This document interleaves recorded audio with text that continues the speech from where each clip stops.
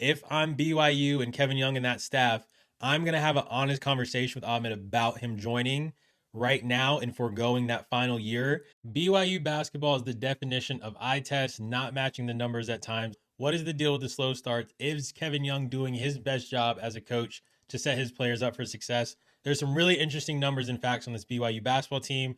Out of bench production, BYU ranks 349th in the country in bench production right now, which is the third lowest among all Power 5 schools. The only two teams worse than them right now in the country out of Power 5 is Cal and Houston. Injuries to Dawson Baker is a huge piece of this. You had a guy coming off the bench that had multiple double-digit games, and before the Miami game, if we take that one out, which I believe is the game he got hurt in, 9 of 18 from 3 for Dawson Baker, 13 of 27 in total on his field goal attempts in those first 5 to 6 games that he played in. The field goal percentage right now, even with what we're seeing on the court, the field goal percentage is 20th in the Power 5 in percentage, and then effective field goal percentage, which basically just gives you an extra bump if you're taking threes versus two. They also rank 20th in Power 5 for that, which is actually really, really solid. And defensively, they're not a bad team either. Most of their games, the teams that they're playing are 70 points or less. They've only given up over 70 one time. But this is the NBA stuff that Kevin Young and his group are specifically looking at when they look at those field goal percentage, the effective field goal percentage. They match it up to see our bench production is horrible, one of the worst in the country, but we're still here and we're 8-1 at this point. Your top 20 in field goals in EFG. In your 8 wins, you've had 4 different players lead you in scoring. So it's showing not that it's just not just AJ, it's not just Saunders. You've had 4 different guys leading in scoring. 4 power conference wins so far up to this point, and a win against one of the best mid-major programs in the country in Dayton. You lost by 2 to UConn, which is a neutral, but it's basically a road game. You went and played UConn in Boston. And if you watch BYU, your eyes tell you one thing, that something is not working for them over the full 40 minutes. But the stats are telling you, hey, it's actually not that bad. And if you know Kevin Young and have listened to what he's preached, that's kind of what they're going to do. The floor is kind of what we've seen out of them so far, I think. Now, they could have lost to Clemson. They could have lost to Dayton. They did lose to UConn. But I still think what we're seeing out of them is not the full potential. And yes, we're not super deep into the season, but some of these patterns and habits are things that are designed and intentional. We know how much Kevin Young has talked about the NBA aspect of what he wants BYU to do. You see a ton of one-on-one basketball. They have guys that can do it. But in my opinion, if Kevin Young and the group make that effort to, hey, okay, you know what? Maybe the first 5 minutes of the game, we're going to run specific actions to try to get our guys looks off the catch versus them just setting up in a one-on-one or pick and roll game. The harder you work before a shot, the easier that shot is going to be when it comes up. If I'm making you dance and dribble one-on-one constantly, I'm really more times than not making that final shot attempt a lot more difficult. AJ is clearly a top 3 pick. He has had some amazing second half performances this season, but could Kevin Young be doing a bit more for his star player? AJ's right now cooking and putting up almost 30 points and a half. Would he outscore Clemson by himself in the second half of that game? Imagine if we can take the first 5 minutes and set him up to be successful and get him easy shots. He will score 30 to 40 points a night. Maybe not a night. He'll score 30 to 40 points though in a game. He can do it almost at will as it is. We broke down the stats. We looked at the first 4 minutes of the last 5 games. We've looked at possessions without touches, actions to specifically get AJ open, how many times he went one-on-one, what was his field goals and field goals attempted, how many assists, how many points did he have. We have 4 possessions without touches. 3 of those were against Miami. He's had 12 possessions where he's gone immediately just one-on-one. We also didn't count one-on-one if he got an offensive rebound and just took, according to Synergy, if you take 3 dribbles, that initiates you being in a one-on-one possession.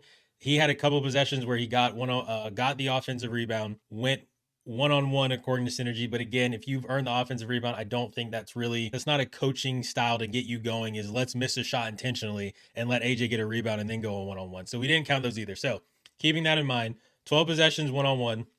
He's had 2 assists, 5 total points through that stretch. Again, transition points don't count. We're specifically looking at the half-court actions. And he's 2 for 7.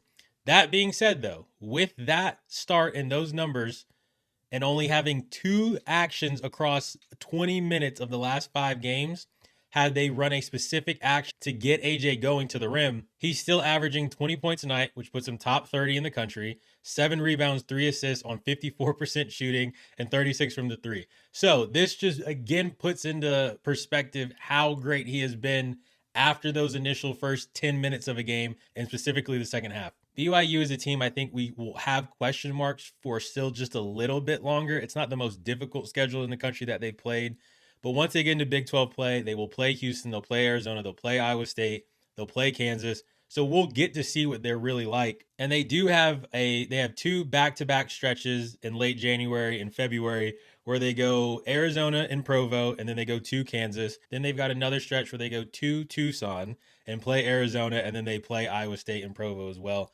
And the game against Houston, which is another team that the starters are elite, but the bench production hasn't been great. That game's February 7th in Provo, and that could be huge given Big 12 seeding if that's the only matchup they have against Houston, because there's no return game back to H-Town. So we'll get to see some stuff in the future with this group.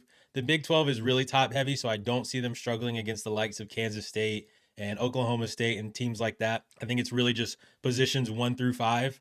I do like Arizona more at this moment, but their 5 can go with just about anybody else. They can go with Houston. They can go with Iowa State, and we'll see what ends up happening as the year goes on. Just some things to think about with this BYU group. They're fascinating to watch. That starting 5 is one of the best in the countries.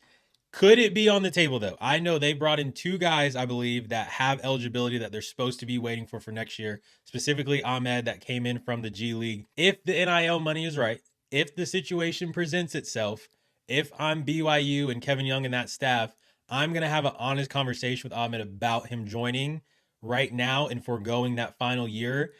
For Ahmed, you got to look at it from an NIL standpoint. If the money makes sense and you're willing to do it, and you say this team can get to a Final Four or win a national championship with some of that added bench depth, I don't think it completely takes them from Sweet 16 to national championship.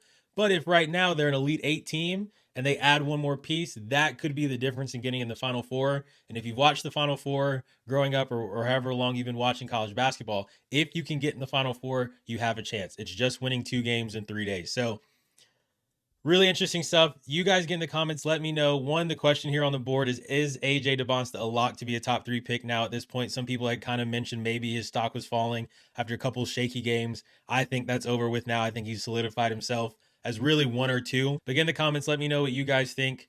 Do you think Kevin Young could be doing more to help his players get some easier shots and maybe not so much one-on-one stuff?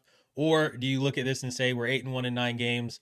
Don't fix what's not broken. Let's just stick with this. And if AJ takes us to the promised land, then AJ takes us to the promised land. Thanks for watching. Hit like, share the video, hit subscribe to enter your name in the portal. See you guys on the next one.